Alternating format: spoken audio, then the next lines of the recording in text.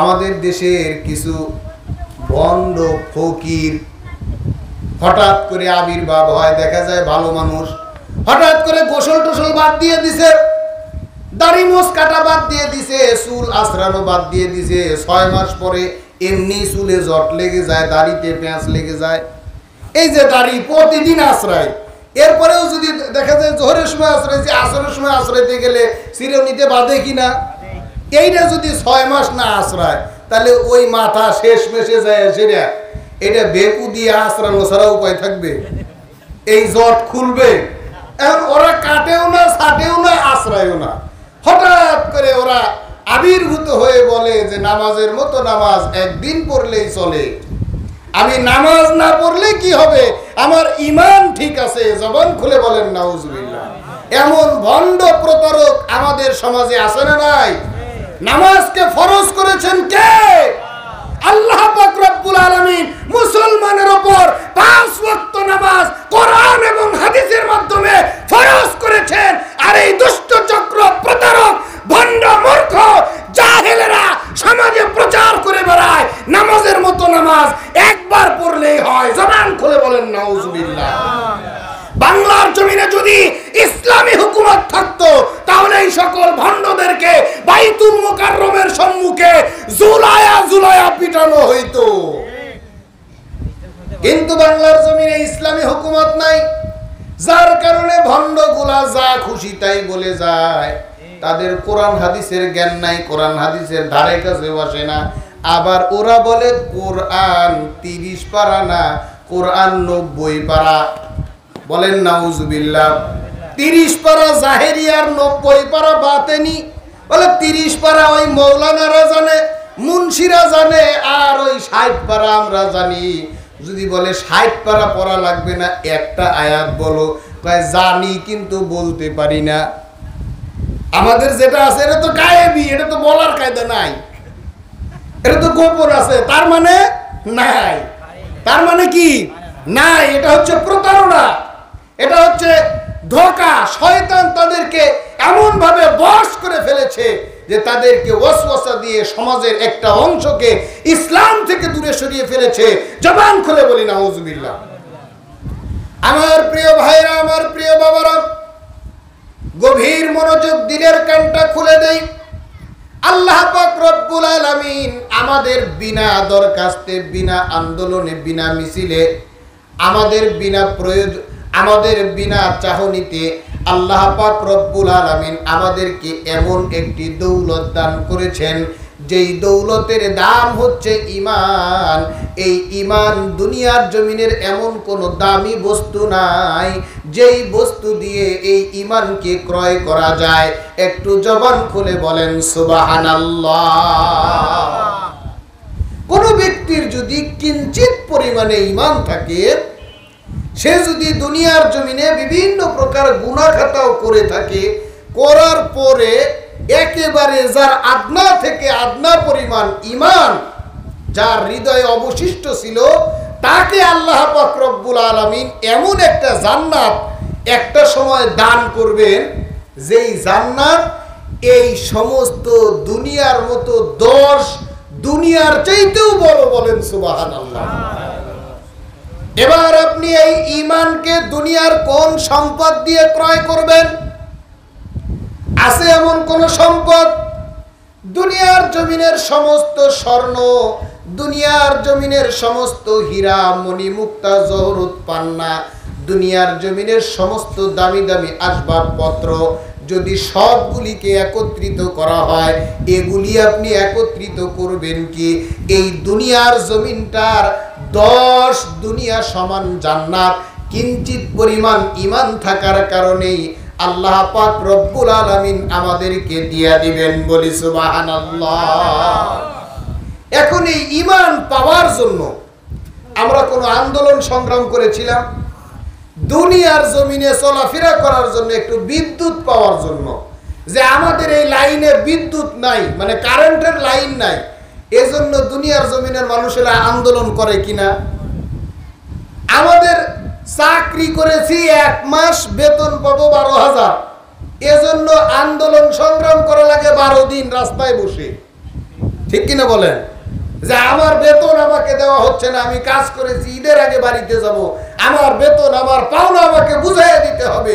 আন্দোলন সংগ্রাম করে দুনিয়ার মানুষ শেষ, সব একত্রিত হয়ে মারামারি কাটাকাটি হানাহানি নিজের পাওনাটা বুঝাইয়া পাওয়ার জন্য, মাত্র 10-12 হাজার টাকা বুঝাইয়া পাওয়ার জন্য।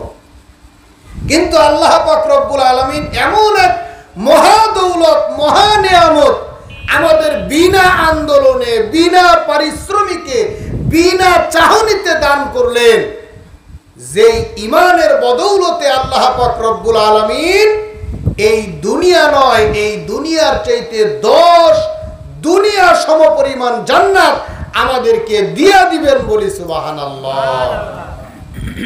এবার তাহলে আমরা বুঝি ইমানের গুরুত্ব কত বেশি। ইমান এত দামি সম্পদ, কিন্তু আমরা মুসলমান হতভাগা জাতি, মাঝখান দিয়ে একটু আলোচনা করে নিতেই হয়। এত দামি ইমান মুসলমান 1 কাপ চায়ের বিনিময়ে বিক্রি করে দেয়, এমন মুসলমান আমাদের সমাজে আছে না? না, 1 কাপ চায়ের বিনিময়ে হাজারে হাজার। এত দামি সম্পদ, অর্থাৎ এত দামি দৌলত আমরা বিক্রি করে দেই, বলেন নাউজুবিল্লাহ। তাহলে বোঝা গেল, যখন মাঝখান থেকে একজন বললেন হাজারে হাজার, তাহলে বিষয়টা আমরা বুঝি, কি বলেন, তাই না? এজন্য তো বলতে পারছি, আর আমরাও সকলে মিটমিট করে হাসতেছি যে কাম তো মাঝে মধ্যে আমরাই করি, কি বলেন? এই কথাই তো আসতেছে। আমার প্রিয় ভাইরা, আমার প্রিয় বাবারা, আল্লাহ পাক রব্বুল আলামিন দুনিয়ার জমিনে আমাকে আপনাকে ইমানদার হিসেবে পাঠিয়েছেন, ইমানদারের ঘরে পাঠিয়েছেন, যার কারণে আজকে আমি আর আপনি ওয়াজ মাহফিলে আসতে পেরেছি, যার কারণে আজকে আমি আর আপনি আমার আপনার মহান মুনিবকে আল্লাহ বলে কলব ভরে, হৃদয় ভরে ডাকতে পারি, আমি আর আপনি মসজিদে গিয়ে নামাজ আদায় করতে পারি, দুনিয়ার জমিনে সর্বোচ্চ সম্মান নিয়ে জন্মগ্রহণ করে, আবার এই ঈমান নামক মহাদৌলত থাকার কারণে দুনিয়ার জমিনে সবচাইতে উত্তম মর্যাদার সহিত, সবচাইতে সম্মানের সহিত আমাকে আর আপনাকে বিদায় পর্যন্ত দেওয়া হয়, বলেন সুবহানাল্লাহ। কি বলেন, তাই না? দুনিয়াতে আমরা যখন আসি, বিস্তারিত আলোচনা করা সম্ভব নয়, নির্দিষ্ট একটা লক্ষ্যে পৌঁছার জন্য আমি আলোচনাগুলি এভাবে সংক্ষেপ করে গুছাইয়ে নিচ্ছি, যে ঈমান থাকার কারণে, ঈমানদারের ঘরে জন্মগ্রহণ করার কারণে জন্মের সময় সর্বোচ্চ সম্মান, বলেন আলহামদুলিল্লাহ। আবার যখন এই দুনিয়ার জমিন থেকে বিদায় নিয়ে চলে যায়, তখনও সর্বোচ্চ সম্মান, বলেন আলহামদুলিল্লাহ।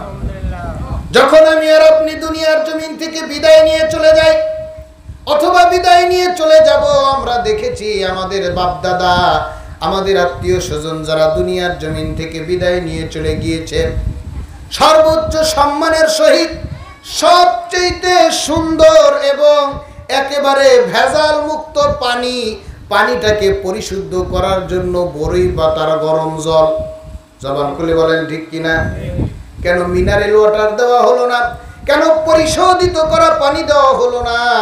আমাকে আর আপনাকে বরই পাতার গরম জলে গোসল করায়া, এরপরে আমার আপনার শরীরে আতর সুরমা লাগাইয়া, দুনিয়ার জমিনের সর্বোত্তম সবচেয়ে নতুন কাপড়টা বাজার থেকে নিয়ে এসে আমার আপনার শরীরে পরিধান করায়া, এরপরে দোয়ার মাধ্যমে সর্বোচ্চ সম্মানের সহিত আমাকে আর আপনাকে দুনিয়ার জমিন থেকে বিদায় দেওয়া হবে।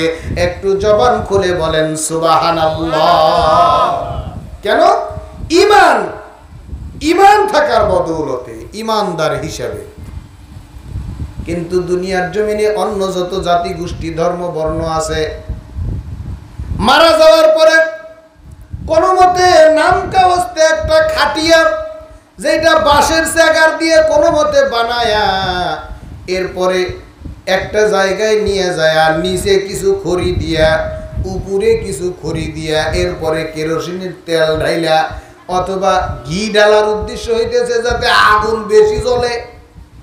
আখিরাতের আগুনের নমুনা দুনিয়াতেই দেখায়া দেওয়ার জন্য দুনিয়ার জমিনে আগুনটা অন্য কোনো জায়গায় দেয় না, মুখে মেরে দেয়।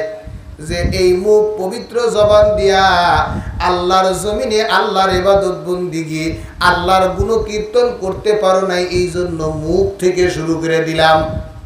ঠিক কিনা বলেন? মুখে আগুন দিয়া যখন এই মৃত মানুষটা পুড়তে পুড়তে রগগুলি যখন সোজা হয়ে দাঁড়াইতে চায়, তার প্রতিবেশীরা, তার সন্তান সন্ততিরা বড় বড় ওই খড়িগুলি অথবা লাঠিগুলি নিয়া বাইরে হাড়গুড় গুলা বাইঙ্গা এরপরে পুরায়া ছাই বানায়া দেয়। একটু জবান খুলে বলেন নাউজুবিল্লাহ। এটাকে কি আমরা কোনোভাবে সম্মান বলতে পারি? আপনারা আমাদের যে সকল ভাইরা এই কাজগুলি করেন, আপনাদের ভিন্ন ধর্ম ভিন্ন মত থাকতে পারে, কিন্তু একজন মানুষ ইন্তেকালের পরে তার উপরে এটা অমানবিক টর্চার। জীবিত থাকা অবস্থায় যা করছেন করছেন, মানুষটা যখন মারা গেছে তাকে অন্তত পক্ষে একটু সম্মান দেখায় দুনিয়া থেকে বিদায় দেন, কিন্তু সেটা করা হয় না। কারণ হচ্ছে তার ঈমান নাই, বেঈমান। জবান খুলে বলেন ঠিক কিনা? বেঈমান হওয়ার কারণে তার এই পরিণতি।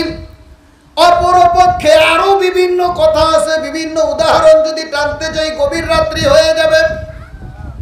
অপরপক্ষে আর এক ব্যক্তি আর একটা উদাহরণ দিয়ে দেয়, বেঈমান হওয়ার কারণে তাকে কি করে, একেবারে আপ টু ডেট সব কিছু খুলে গোসল করায়। ঠিক আছে, গোসল করানোর পরে তাকে স্যুট কোট টাই প্যান্ট পরায় দেয়, পরায় দিয়ে একটা বাক্সর মধ্যে বন্দি করে এইখানে কিছু ইনস্ট্রুমেন্ট দিয়ে দেয়, কিছু টাকা পয়সা অর্থকড়ি দিয়ে দেয়। বলে কিসের জন্য এগুলি করে? বলে যে একে ওই তাদের কবরস্থানে এইভাবে রেখে দিলাম, সে দুনিয়ার জমিনে যেগুলি ভক্ষণ করে নাই ওই কাঠের বাক্সর মধ্যে বসে বসে ওইগুলা পরবর্তীতে ভক্ষণ করবে। বলেন নাউজুবিল্লাহ। হাজার বছরের রাজা বাদশাহ ফেরাউনদের কবরের ভিতরে কোটি কোটি টাকার স্বর্ণালংকার তাদের সঙ্গে দেওয়া, কিসের জন্য? যে এগুলি তারা ভোগ করবে, ভক্ষণ করবে। দুনিয়াতে ফ্যান চলে, এসি চলে, এরপরেই ভক্ষণ করে শান্তি পাওয়া যায় না। খাওয়া দাওয়া যদি একটু এদিক সেদিক হয়ে যায়, ডায়রিয়া, পাতলা পায়খানা, কষা, আমাশা, কত ধরনের সমস্যা। আর এই ব্যক্তিকে যদি কাঠের বাক্সের মধ্যে বইরা কিছু টাকা পয়সা অর্থ করে দিয়া বস্তাবন্দি করে মাটির তলে রেখে দেওয়া যায়, এই ব্যক্তি কি শান্তি পাইতে পারে? এ শান্তির নামে আযাব দেওয়া দুনিয়াতেই শুরু হয়ে যায়। জবান খুলে বলেন ঠিক কিনা? আমার প্রিয় ভাইরা, আমার প্রিয় বাবারা, তাদের এত করুণ পরিণতি দুনিয়ার জমিন থেকেই শুরু হয়ে যায়। এর মূল কারণ হচ্ছে তাদের ঈমান নাই।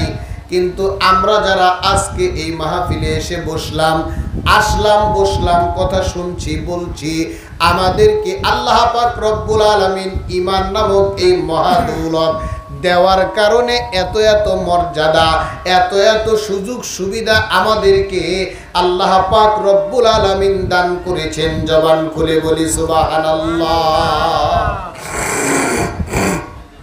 এতে করে আমরা বেজার না খুশি? অল্প না বেশি? একটু বেশি খুশির সহিত আরেকবার উচ্চ আওয়াজে পড়ে নেই আলহামদুলিল্লাহ। এবার আসুন মূল কথার দিকে চলে যাই। আমাদেরকে তো আল্লাহ পাক রব্বুল আলামিন ঈমান দান করলেন, আমরা তো ঈমানদার হয়ে গেলাম, আমরা তো মুসলমান হয়ে গেলাম, আমাদের কাজ শেষ। ঈমান পাইলাম, মুসলমান হইলাম, আমাদের কাজ শেষ না শুরু? আর একটু জবান খুলে বলতে হবে, শেষ না শুরু?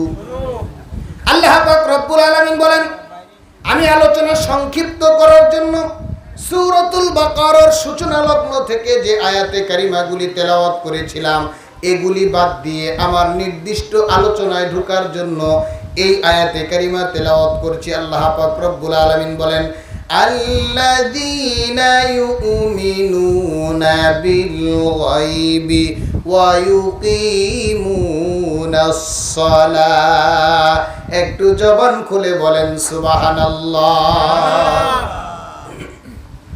আল্লাহ পাক রব্বুল আলামিন বলছেন আল্লাযীনা ইউমিনুনা বিল গায়বি, যারা আল্লাহ পাক রব্বুল আলামিনের উপরে ঈমান আনয়ন করেছে, অদৃশ্যের প্রতি ঈমান আনয়ন করেছে, ঈমান আনয়ন করেছে, ওয়া ইউকিমুনাস সালাহ, এবং নামাজ কায়েম করেছে।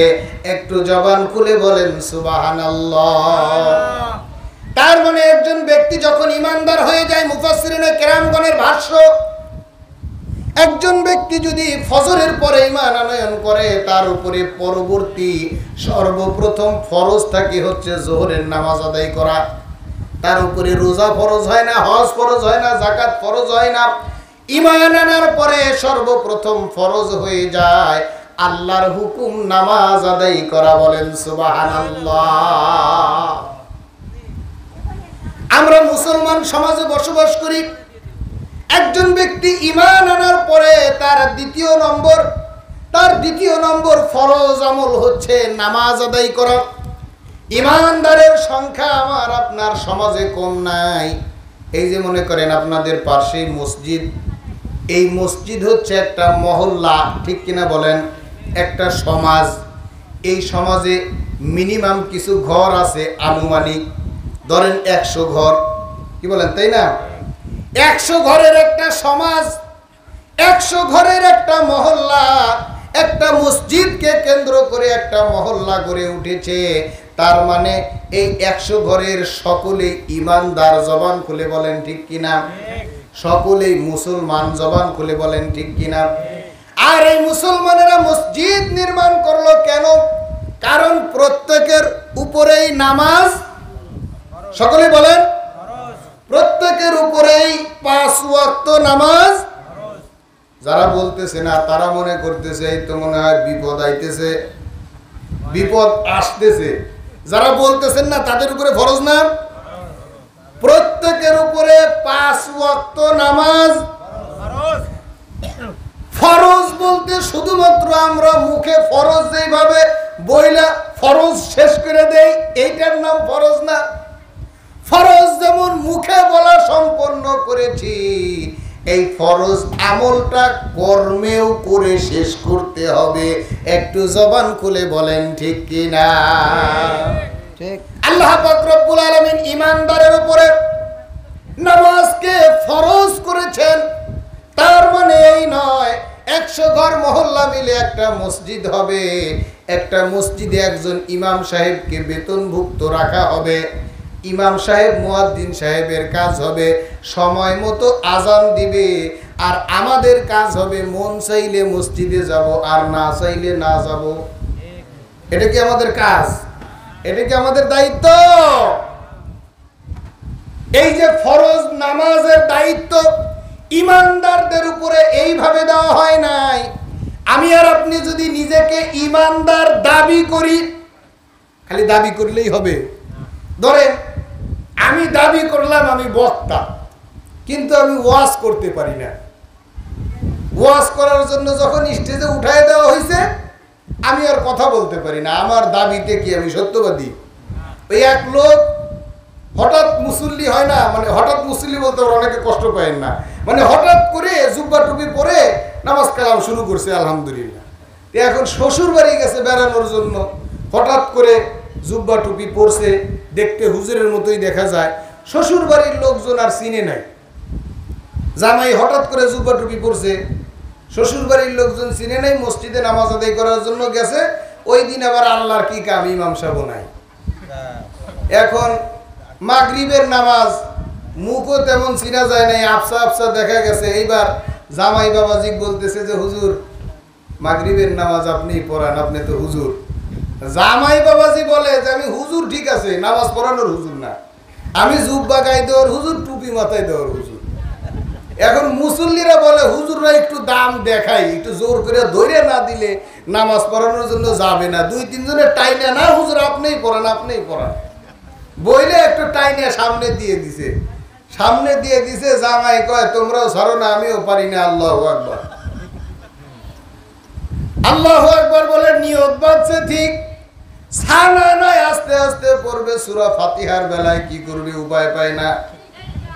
এইবার নিরুপায় হয়ে জামাই চিন্তা করছে, পিছন দিক থেকে দুইজনে ঠেইলা সামনে দিছে, ধাক্কায়া সামনে দিছে, যদি দৌড় দেয় পিছনে দেওয়ার কায়দা নাই, সামনেই দেওয়া লাগবে। এখন মসজিদের বেড়া মনে করেন একটু দুর্বল, জামাইয়ের পিছনে দৌড় না দিয়ে সামনেই দৌড় দিছে, মানে যাকে বলে বেড়া ভেঙ্গে দৌড়। কেন? আসলে হুজুর সাজছে, প্রকৃতপক্ষে তো হুজুর না, ঠিক কিনা বলেন? এখন আমরা যদি ইমানের দাবি করি আমরা ইমানদার, আল্লাহর দরবারে যদি দুনিয়ার চাইতে 10 দুনিয়ার সমপরিমাণ জান্নাত পেতে চাই, আমাদের ইমানের পরীক্ষা দেওয়ার দরকার আছে না নাই? আমার প্রিয় ভাইরা, আমার প্রিয় বাবারা, শুধুমাত্র মুখে মুখে ইমানদার বললে হবে না, মাঝে মধ্যে ওয়াজ মাহফিলে আসলে হবে না, মাঝে মধ্যে টুপি মাথায় দিয়ে মিলাদ শরীফ পড়ে মিষ্টি খেলে হবে না। ইমানের পরীক্ষা দেওয়ার মূল যন্ত্র, মূল তন্ত্র মন্ত্র হচ্ছে আল্লাহ পাক রব্বুল আলামিন 5 ওয়াক্ত নামাজ ফরজ করে দিয়েছেন। এই 5 ওয়াক্ত ফরজ নামাজ আদায় করা লাগবে। আমি আর আপনি যদি 5 ওয়াক্ত নামাজ আদায় না করি, নামাজ আদায় না করে যদি নিজেকে ইমানদার দাবি করি, তাহলে কথা হচ্ছে ইমানের পরিচয় যদি আমরা দিতে চাই, আমরা যদি নিজেদেরকে ইমানদার হিসেবে সাব্যস্ত করতে চাই, আমরা যারা মুসলমান আছি সজ্ঞান সাবালক সুস্থ মুসলমান, সজ্ঞান সাবালক সুস্থ মুসলমান, নামাজ তরক করার বিন্দুমাত্র অপশন আল্লাহ পাক রব্বুল আলামিন রাখেন নাই। একটু জবান খুলে বলেন সুবহানাল্লাহ। আমার প্রিয় ভাইরা, আমার প্রিয় বাবারা, কথাগুলি বুঝার চেষ্টা করেন। বুঝানোর ক্ষেত্রে কিছু কথা বলছি, হয়তোবা সেগুলিকে হাসির খোরাক মনে করছেন, এগুলি হাসানোর জন্য বলছি না, বুঝানোর জন্য বলছি। আল্লাহর হাবিব সাল্লাল্লাহু আলাইহি ওয়াসাল্লাম বলেছেন, আল ফারকু বাইনাল মুমিনি ওয়াল কুফরি তারকুস সালাহ। আল্লাহর হাবিব সাল্লাল্লাহু আলাইহি ওয়াসাল্লাম বলেন, মুসলমান এবং কাফিরের মধ্যে পার্থক্য হইতেছে নামাজ। একটু জবান খুলে বলেন সুবহানাল্লাহ। বাজারে ধরেন দুইজন ব্যক্তি দোকানদারি করে, একজন ব্যক্তির নাম হচ্ছে প্রদীপ সাহা। যদি আবার আপনাদের কোনো বন্ধু থেকে থাকে, কালকে সকালবেলায় যায় বললেন তোর নামই বলছিল আমাদের বাগিনা, তোরে চিনে কেমনে? আসলে তাকে চিনি না, উদাহরণ দিয়ে বুঝাইতেছি আর কি। একজনের নাম প্রদীপ সাহা আর একজনের নাম আব্দুর রহিম। বাজারে দুইজনই দোকানদারি করতেছে, দোকানদারি করতে করতে আসরের আজান হয়ে গিয়েছে। এখন প্রদীপ সাহাও দোকানদারি করে, আব্দুর রহিমও দোকানদারি করে, কেউ মসজিদে যায় না। তাদের মধ্যে পার্থক্য করবে কিসে? ঠিক কিনা বলেন? কিন্তু এই যে প্রদীপ সাহা সে মসজিদে যাবে না আর আব্দুর রহিম মসজিদে যাবে, এটাই হচ্ছে আল্লাহর হাবিব সাল্লাল্লাহু আলাইহি ওয়াসাল্লামের পার্থক্য করার সুকৌশল। এই যে প্রদীপ সাহা হিন্দু, আব্দুর রহিম মুসলমান ইমানদার, এটা বোঝানোর জন্য এই পার্থক্য পরিলক্ষিত আর সূচিত হবে তখনই যখন প্রদীপ সাহা মসজিদে যাবে না আর আব্দুর রহিম মসজিদে যাবে। একটু জবান খুলে বলেন ঠিক কিনা? আমার প্রিয় ভাইরা, আমার প্রিয় বাবারা, সংক্ষিপ্ত সময় কথা গুছিয়ে আমরা সকলে নির্ধারিত একটা সিদ্ধান্তে উপনীত হয়ে এরপরে এখান থেকে বিদায় নিব। এর আগে কেউ ওঠার চেষ্টা করবেন না। আল্লাহর হাবিব সাল্লাল্লাহু আলাইহি ওয়াসাল্লাম বলেন, মুসলমান এবং কাফিরের মধ্যে পার্থক্য হইতেছে নামাজ। সুতরাং একজন ইমানদারের নামাজ ছাড়ার কোনো অপশনই নাই। একটু জবান খুলে বলেন সুবহানাল্লাহ। আল্লাহ পাক রব্বুল আলামিন আমাদের জন্য নামাজকে কঠিন করেন নাই, নামাজকে সহজ করেছেন। আমরা যারা সুস্থ সবল সুঠাম দেহের অধিকারী মানুষ রয়েছি, আমাদের উপরে আল্লাহ পাক রব্বুল আলামিন নামাজকে ফরজ করেছেন, বলি আলহামদুলিল্লাহ। এখন যদি আমরা কেউ অসুস্থ হয়ে যাই, দাঁড়িয়ে দাঁড়িয়ে নামাজ আদায় করার মতো পরিস্থিতি যদি আমার আপনার না থাকে, তথা শরঈ ওযর যদি আমার বডির মধ্যে হয়ে যায়, আল্লাহ পাক রব্বুল আলামিন আমাদের জন্য সুবিধা করে দিয়েছেন, সুযোগ করে দিয়েছেন। তোমার দাঁড়ায়া নামাজ আদায় করতে যেহেতু পারছো না, তোমার দাঁড়ায়া নামাজ আদায় করা লাগবে না। কেমনে? সকলে বলেন কেমনে? সবাই জানেন না যে দাঁড়ায়া যদি কেউ নামাজ আদায় করতে না পারে তাহলে সে কেমনে নামাজ আদায় করবে? বসে যদি কেউ নামাজ আদায় করতে না পারে তাহলে কেমনে করবে? শুইয়া নামাজ আদায় করবে।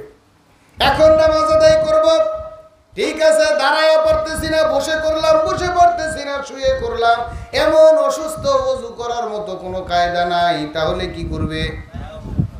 না নামাজ ছেড়ে দিবে।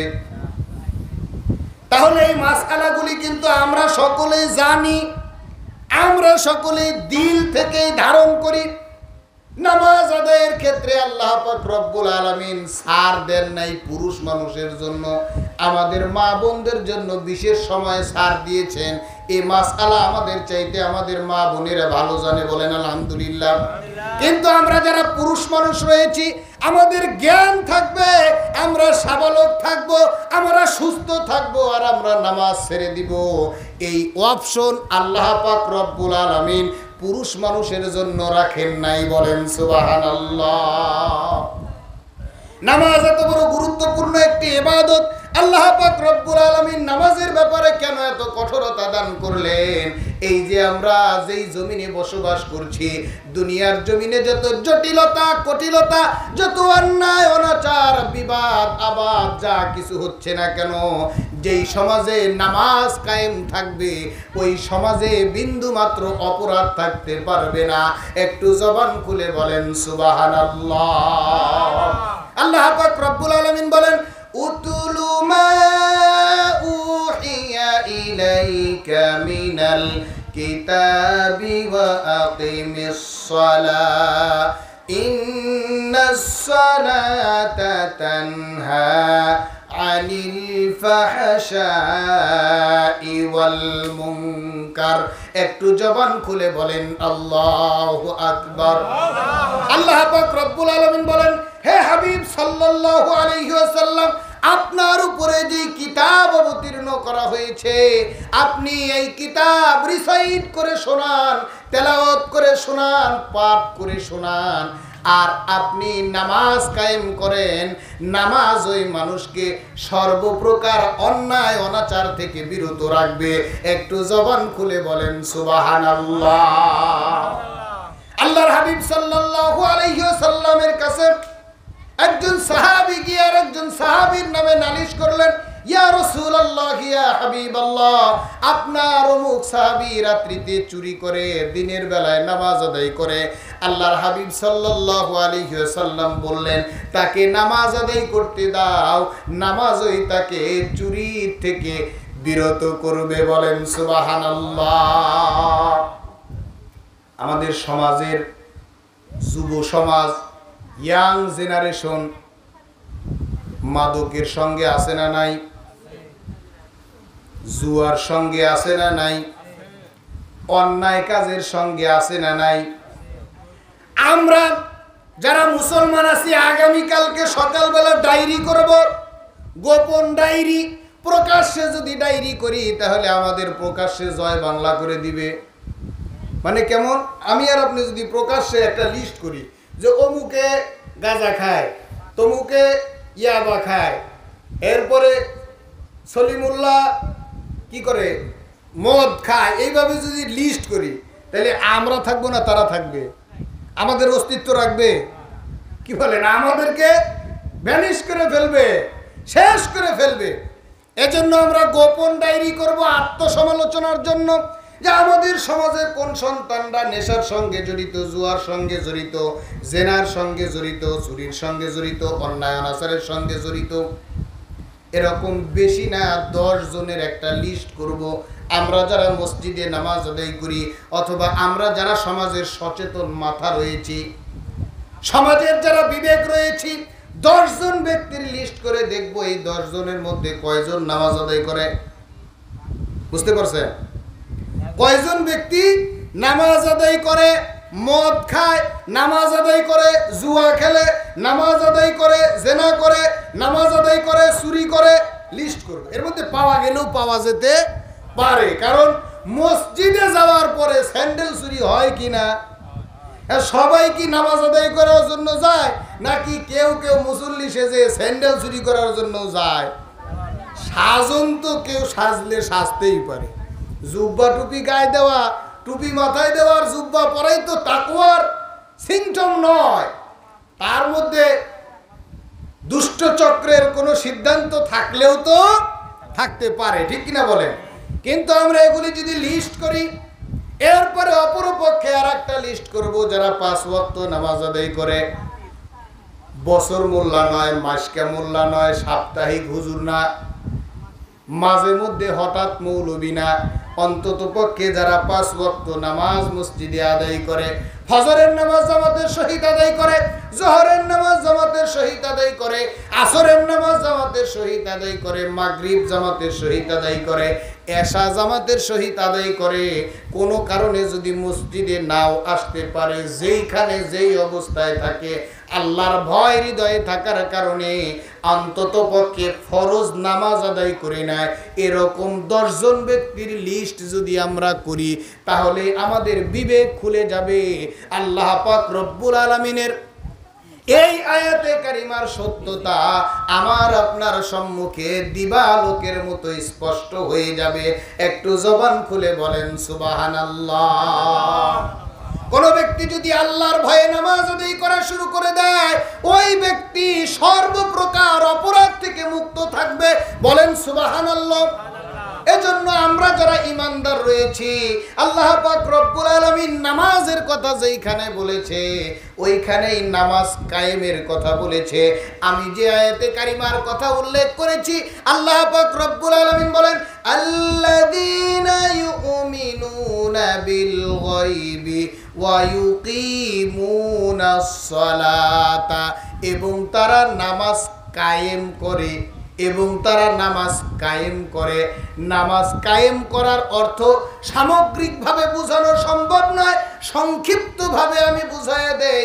আমরা যারা নামাজ আদায় করি, মসজিদের মিনার থেকে আজানের ধ্বনি আমার আপনার কর্ণকুহুরে প্রবেশ করলো, আমি আর আপনি আজানের ধ্বনি শুনে বাড়ির থেকে সুন্দর করে ওযুটা বানায়া, কারো সঙ্গে কোনো কথাবার্তা না বইলা, নিচের দিকে মাথাটা দিয়া, হাতে তসবিহটা নিয়া সুবহানাল্লাহ সুবহানাল্লাহ আলহামদুলিল্লাহ আলহামদুলিল্লাহ জপতে জপতে মসজিদের ভিতরে প্রবেশ করে, এরপরে মসজিদের এক কানিতে বসে নিজে কিছু সুন্নত নফল আদায় করে, ইমাম সাহেবের সঙ্গে জামাতে নামাজ আদায় করে, এরপরে আবার নামাজ শেষ করে তসবিহটা হাতে নিয়া তসবিহ টিপতে টিপতে বাড়িতে চলে আসলাম।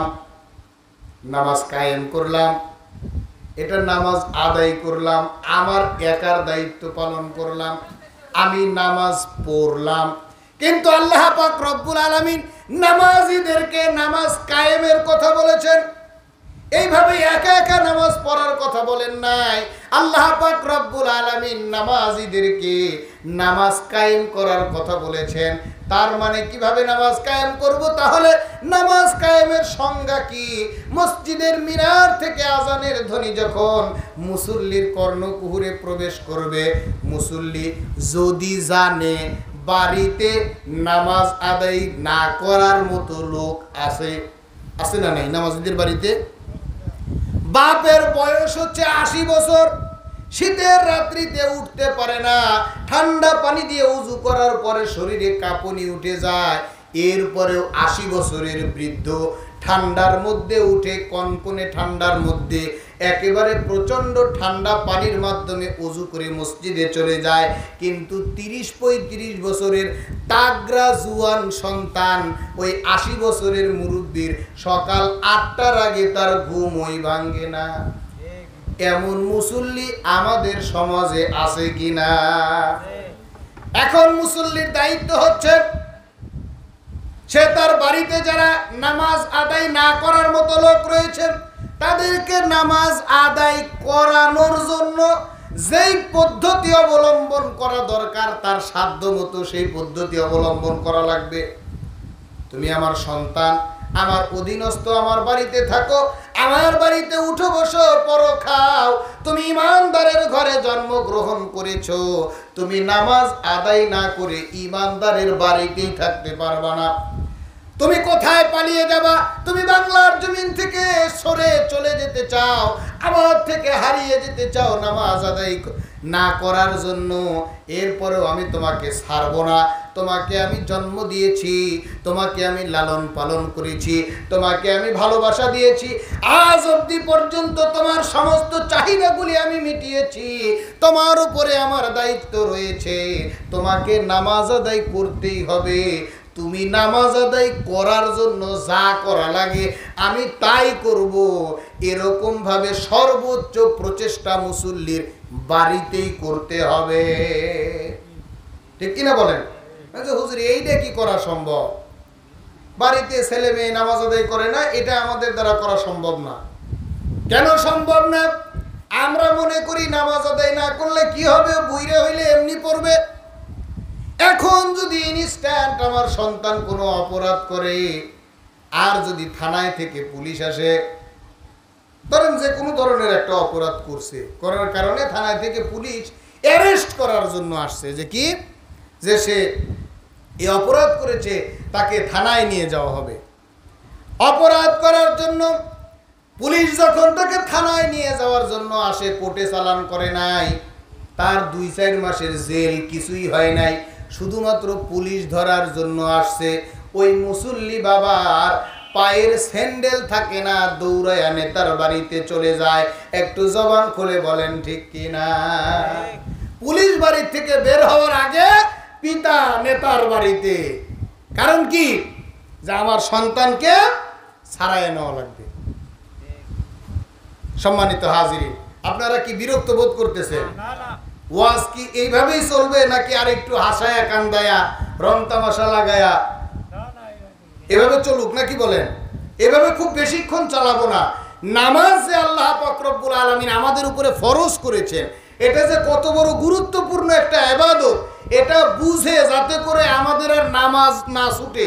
ইমানদার হিসেবে মৌলিক দায়িত্ব 5 ওয়াক্তর ফরজ নামাজ যে আমাদের আদায় করতেই হবে, এই সিদ্ধান্তে উপনীত হওয়ার দরকার আমাদের প্রত্যেকের। আছে না নাই?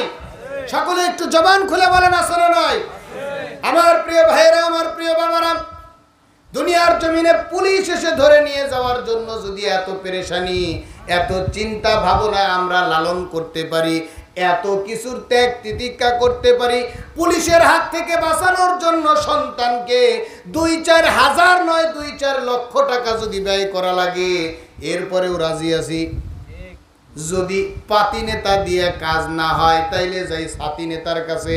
ছাতি নেতা দিয়ে যদি কাজ না হয়, এমপি মন্ত্রীর শরণাপন্ন হই, বড় বড় উকিল ধরি। কি বলে, জজ কোর্টে কাজ না হইলে হাইকোর্টে যাই, হাইকোর্টে কাজ না হইলে আপিল বিভাগে যাই। তার মানে আমার সন্তানকে সে যেহেতু অপরাধ করেছে, তার অপরাধ থেকে মুক্ত করে তাকে মুক্ত বাতাসে এনে ছেড়ে দিতে হবে। একটু জবান খুলে বলেন ঠিক কিনা?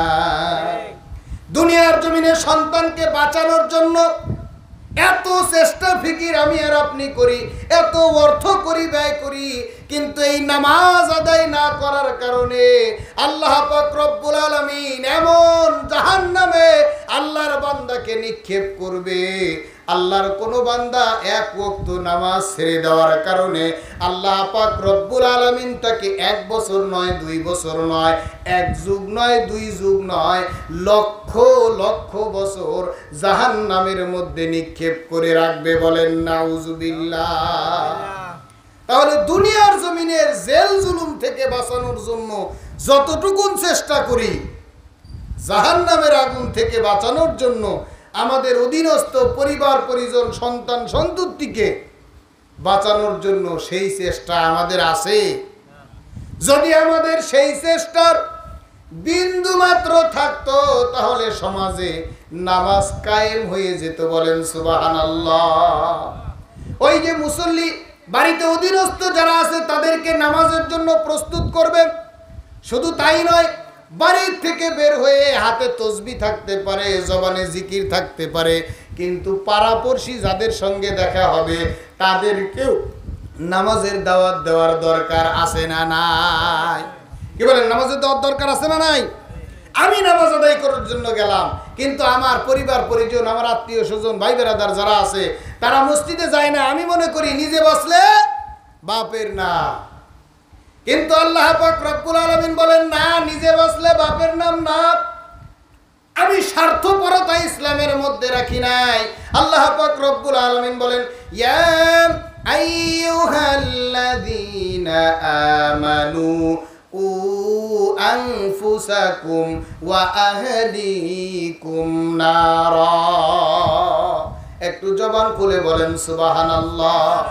আল্লাহ পাক রব্বুল আলামিন এই যে আমরা যারা ঈমানদার, ঈমান নামক মহাদৌলত পেয়েছি, ঈমানদারদেরকে আল্লাহ পাক রব্বুল আলামিন নির্দেশ দিচ্ছেন, ওহে তোমরা যারা ঈমান আনয়ন করেছো, তোমরা জাহান্নামের আগুন থেকে বাঁচো, তোমাদের অধীনস্থ পরিবার পরিজন, আহাল পরিজনদেরকেও জাহান্নামের আগুন থেকে বাঁচাও। এখন আমি নামাজ আদায় করে জাহান্নামের আগুন থেকে বাঁচবো, আমার সন্তান সন্ততি, আমার পরিবার পরিজন, তাদেরকে জাহান্নামের আগুন থেকে বাঁচানোর চিন্তা ভাবনা করব না, তাহলে একা একা জান্নাতে যাওয়া যাবে? এটা কি দুনিয়ার জমিনে বাড়িতে পিঠা বানানোর মতো, যে একটু চুপি চুপি পিঠা বানাইলাম, নিজেরা খাইয়া নিলাম, পাড়াপড়শি যারা আছে তারা টের পাইল না, আজকের দিন বেঁচে গেলাম, কাউকে দেওয়া লাগলো না, এরকম বিষয়টি তো এরকম নয়। আমরা যদি আল্লাহর জান্নাতে যেতে চাই, তাহলে তো আমাদের আল্লাহ পাক রব্বুল আলামিনের দেওয়া নিয়মগুলি ফলো করতে হবে। অধীনস্থ যারা রয়েছে তাদেরকে, পরিবার পরিজন যারা রয়েছে তাদেরকে নামাজের কথা বলতে হবে। মসজিদে গিয়ে নামাজ আদায় করার পরে মুসল্লি যারা রয়েছে তাদেরকেও চিন্তা ফিকির করতে হবে যে সমাজে ঘর 100টা, মুসল্লি ফজরের সময় 5 জন। কারণ কি বলেন? ফজরের সময় মুসল্লি 5 জন, 10 জন, আর জুমার সময় 100 জন। তার মানে এই সমাজে মুসল্লি কিন্তু 5 জন না, মুসল্লি 100 জন। ওরা হইল শুক্রবারের মুসল্লি, আর সপ্তাহের অন্য তো খবর থাকে না, তাদের মধ্যে নামাজের গুরুত্ব নাই। কিন্তু আমার প্রিয় ভাইরা, আমার প্রিয় বাবারা, আমাদের উপর তো আল্লাহ পাক রব্বুল আলামিন শুধুমাত্র জুমার নামাজকে ফরজ করেন নাই, দিনে 5 ওয়াক্ত নামাজ ফরজ করেছেন। একটু জবান খুলে বলি সুবহানাল্লাহ। আমাদেরকে যদি দুনিয়ার জমিনে কোনো মেম্বারে একটু স্পেশালি দাওয়াত দেয়, কোনো এমপি সাহেব যদি স্পেশালি দাওয়াত দেয়, তাহলে আমাদের অন্যরকম একটা ভাব থাকে, ঠিক কিনা বলেন? যে আমাকে এমপি সাহেব ডাকছে, আমার ক্ষমতা, আমার পাওয়ার জানো। কিন্তু ঈমানদারদেরকে আল্লাহ পাক রব্বুল আলামিন দিনে রাতে 5 বার আহ্বান করেন, বলি সুবহানাল্লাহ। যদিও আমরা মুয়াজ্জিনের কণ্ঠে শুনি আল্লাহু আকবার, আল্লাহু আকবার, আল্লাহ পাক রব্বুল আলামিনের বরত্বের ঘোষণা, মসজিদে যাওয়ার আহ্বান, এইটা আমাদের বেতনভুক্ত মুয়াজ্জিন যাকে 5-10 হাজার টাকা বেতন দিয়ে রাখি, এইটা হইতেছে একটা ফর্মালিটিস, এইটা হইতেছে শুধুমাত্র একটা সিস্টেম। এই আহ্বান মুয়াজ্জিনের নয়, মুয়াজ্জিন স্বয়ং আল্লাহ পাক রব্বুল আলামিনের দেওয়া নির্দেশ মোতাবেক আমাদেরকে ডাকতে থাকে, বলি সুবহানাল্লাহ। আমি আর আপনি যখন এই দুনিয়ার জমিনে থাকবো না, দুনিয়ার জমিন থেকে যখন আমি আর আপনি বিদায় নিয়ে চলে যাব, আল্লাহ পাক রব্বুল আলামিন আমাদেরকে যখন জিজ্ঞেস করবেন, বান্দারে তোমাকে আমি কত ডেকেছি, তুমি আমার ডাকে কেন সাড়া দাও নাই? তখন আমাদের উপায় হবে কি? আমরা তখন বলবো, কই, আমাদেরকে তো ডাকা হয় নাই, আমাদেরকে কে ডেকেছে? তখন আল্লাহ পাক রব্বুল আলামিন এই আজানের ধ্বনিগুলি আমাদেরকে শ্রবণ করাবেন, শোনাবেন যে তোমাদেরকে তো 1 বার নয়, 2 বার নয়, 3 বার নয়, দিনে রাতে 5 বার ডাকা হয়েছে, তোমরা কেন আমার ডাকে সাড়া দাও নাই? কি বলেন? আমাদের সকলের, আমরা যারা উপস্থিত রয়েছি, দিনে রাতে 5 বার আল্লাহর আহ্বানের সাড়া দেওয়া হয়, আল্লাহর ডাকে সাড়া দেওয়া হয়। আমরা মনে করি যে ইমাম সাহেবের দায়িত্ব আজান দেওয়া, এজন্য ইমাম সাহেব আজান দেয়, নামাজ পড়ায়, আমাদের দায়িত্ব নাই। কিন্তু কথা গুছিয়ে আনছি, সংক্ষিপ্ত করছি, অল্প সময়ের মধ্যেই ছেড়ে দিব।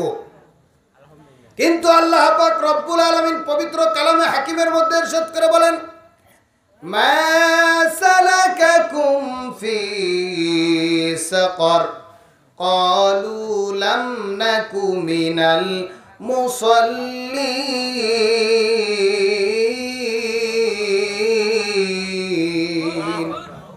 আর একটু জবান খুলে বলেন আল্লাহু আকবার। আর একটু জবান খুলে বলেন আল্লাহু আকবার। যিনারা আশপাশে একটু ঘুমাইতেছেন, সারাদিনের ক্লান্তি উপেক্ষা করে দীর্ঘ রাত্রি ব্যাপী মাহফিল শোনা একটু আমাদের জন্য কষ্টকর, ঠিক কিনা বলেন? যদি একটু খিচুড়িতে গরুর গোশতের ঘ্রাণ ট্রাণ বের হয় তাইলে নাই কিছু সময় একটু জাগা যায়, নাকি বলেন?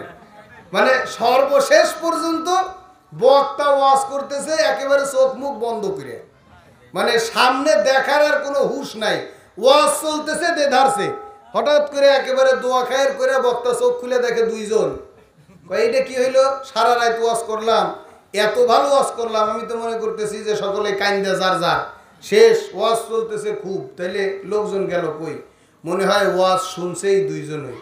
একজনকে বলতেছে, ভাই আসেন আপনার সাথে একটু মুসাফা করি, আপনি আমার আসল শ্রোতা। কয় হুজুর মাইক তাড়াতাড়ি ছাড়েন, আমি মাইকা। আর একজনকে বলতেছে, তাহলে আপনি চটে বসে বসে শুনতেছেন, তাহলে আপনি তো শ্রোতা। কয় না, আমি চটালা। এইভাবে যদি খালি চলতেই থাকে ওয়াজ, আর আপনারা যদি উঠতেই থাকেন, পরে শেষমেশে তো মাইক আর চট, শেষমেশে এই যে তাবারুক পাকানো হইতেছে, এই যে আমরা একটা সিদ্ধান্তে উপনীত হব, এটা কখন? আমাদের মানে সমাজে, আমাদের দেশে ওয়াজের একটা টেন্ডেন্সি তৈরি হয়ে গিয়েছে যে ওয়াজে যদি কিছু হাসি তামাশা না থাকে, কিছু গান বাজনা না থাকে, তাইলে আমাদের অনেকের কাছে ওয়াজ ভালো লাগে না। আমরা ওয়াজ শুনতে চাই 1.5 ঘন্টা, 2 ঘন্টা, 3 ঘন্টা। কিন্তু দেখেন, যারা বাংলাদেশের শ্রেষ্ঠ ওয়াইজ, তাদের ওয়াজ কিন্তু আধা ঘন্টা, 1 ঘন্টা।